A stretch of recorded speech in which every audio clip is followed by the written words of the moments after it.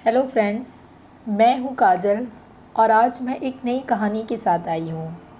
वैसे तो सब जानते हैं राम वनगमन, पर फिर भी मैं एक छोटी सी कहानी लेकर आई हूँ। माता के चरण छूकर राम ने वन जाने की आज्ञा मांगी। कौशल्या ने कहा, मैं तुम्हें वन जाने से रोकती हूँ। तुम्हारे पिता कैकई के बहकावे में आ गए हैं। जब तुमने कोई अपराध ही नहीं किया तब वन क्यों जाओ? राजा की आज्ञा अनुचित है, उसे मत मानो। राम ने नम्रता से उत्तर दिया, माँ, पिता की आज्ञा मुझे माननी चाहिए और तुम्हें भी माननी चाहिए। उनकी आज्ञा का उल्लंघन करना मेरी शक्ति के बाहर है। अब मुझे वन जाने की अनुमति दो और आशीर्वाद दो। लक्ष्मण से उन्होंने कहा, भैया, भाग्यवश जीवन में ऐसे उलट पफेर उतार चढ़ाव आते रहते हैं। इसमें किसी का दोष नहीं, ना राजा का और ना माता कैकई का। भाग्य की बात लक्ष्मण को बिल्कुल अच्छी नहीं लगी। वे तमक कर बोले, भाग्य के भरोसे तो जीना कायरों का काम है। जीवन उसी का सफल है जो अपने भरोसे जीता है। अपने बाहुबल से आप राज सिंहासन पर बैठे, अगर किसी ने विरोध किया तो मैं अयोध्या में आग की वर्षा कर दूंगा। श्री राम ने लक्ष्मण को समझाया, मेरे लिए जैसा राज सिंहासन वैसा ही वन। अधर्म का राज्य मुझे नहीं चाहिए। तुम जो कह रहे हो वह आयु के अनुकूल व्यवहार नहीं है। लक्ष्मण चुप हो गए।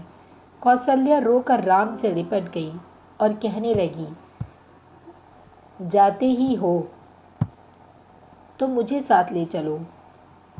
राम ने उन्हें समझा बुझाकर शांत किया और वन जाने की अनुमति मांगी। माता ने कहा, बेटा जाओ, जिस धर्म का तुम पालन कर रहे हो वही तुम्हारी रक्षा करे। मेरे व्रत पूजन का सब फल तुम्हें मिले। सब दिशाएं तुम्हारे लिए मंगलमय हो। मेरा रोम रोम तुम्हें आशीर्वाद देता है। माता से विदा लेकर राम सीता के पास गए। सारा हाल बताकर सीता से भी उन्होंने विदा मांगी। यह भी कहा कि माता बूढ़ी है, उनकी देखभाल करना और भरत का रुख देखकर काम करना। वे कुल के भी स्वामी होंगे और राजा भी।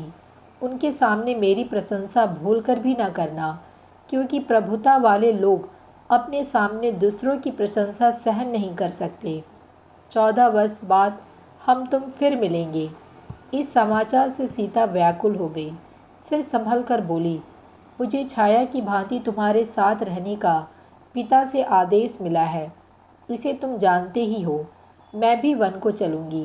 राम ने उन्हें बहुत तरह से समझाया बुझाया। जब वे किसी तरह ना माने तो राम ने कहा, तुरंत चलने के लिए तैयार हो जाओ।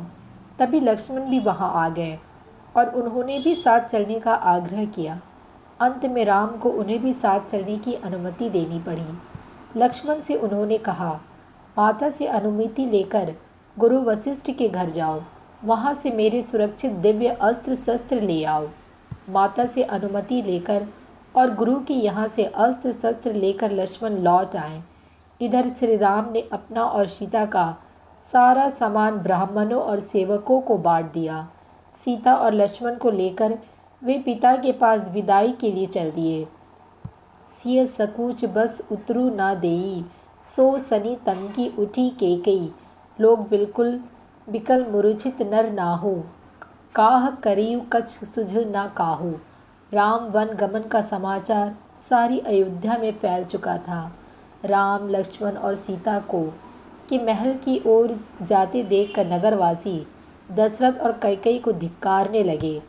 उधर राजा महल में राजा दुख से तड़प रहे थे। उन्होंने कौशल्या और सुमित्रा को अपने पास बुला लिया था। राम ने सबसे विदा मांगी। राजा ने उठने की कोशिश की, पर वे गिर पड़े और मूर्छित हो गए। जब उनकी मूर्छा जगी तो राम ने विदा मांगी और कहा, सीता और लक्ष्मण भी मेरे साथ जाने का आग्रह कर रहे हैं। हम लोगों के लिए आप शोक न करें। राजा दशरथ ने कहा, बेटा, कैकई ने मेरी मति हर ली है। मुझे पकड़कर बंदी घर में डाल दो और अयोध्या के राजा बन जाओ। राम ने बड़ी नम्रता से कहा, पिताजी, मुझे राज्य लोभ बिल्कुल नहीं है। यदि मैं वन न जाऊं तो आपका वचन भी मिथ्या होगा। रघुकुल की रीति मिट जाएगी। मुझे वन जाने दीजिए। कई बीच बीच में राजा दशरथ को फटकारती जाती थी।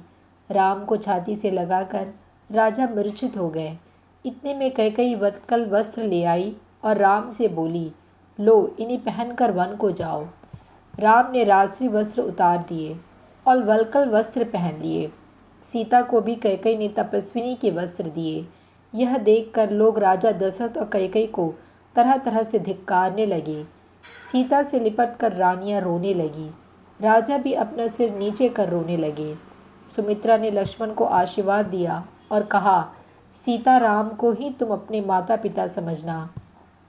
इनकी रक्षा के लिए अपने प्राण देने से भी न हिचकना। जाओ वीरपुत्र जाओ, निश्चित होकर सीता राम के साथ जाओ।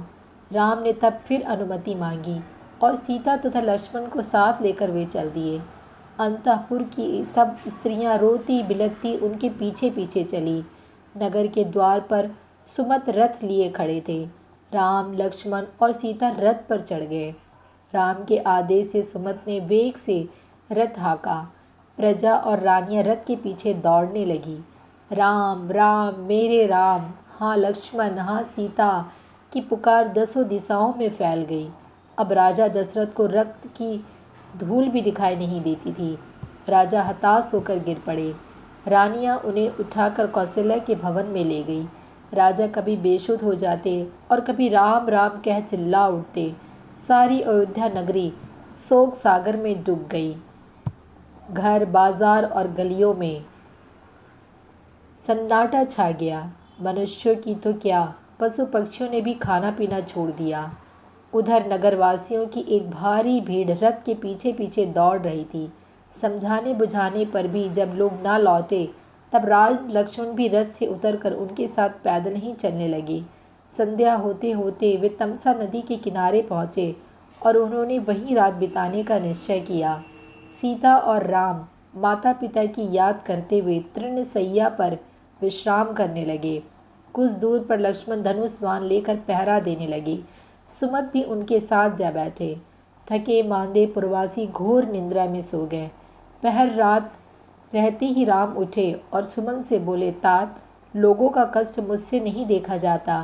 शीघ्र रथ तैयार करो और इस प्रकार रथ हाँको कि जगने पर लोगों को पता न लगे कि रथ किधर गया। सुमत ने ऐसा ही किया। सवेरा होने पर जब लोगों को आंखें खुली तो देखा कि राजकुमार नहीं है। वे इधर उधर दौड़कर उन्हें खोजने लगे। जब कहीं पता न लगा तो निराश होकर नगर को लौट गए। तो मिलती हूँ अगली कहानी में।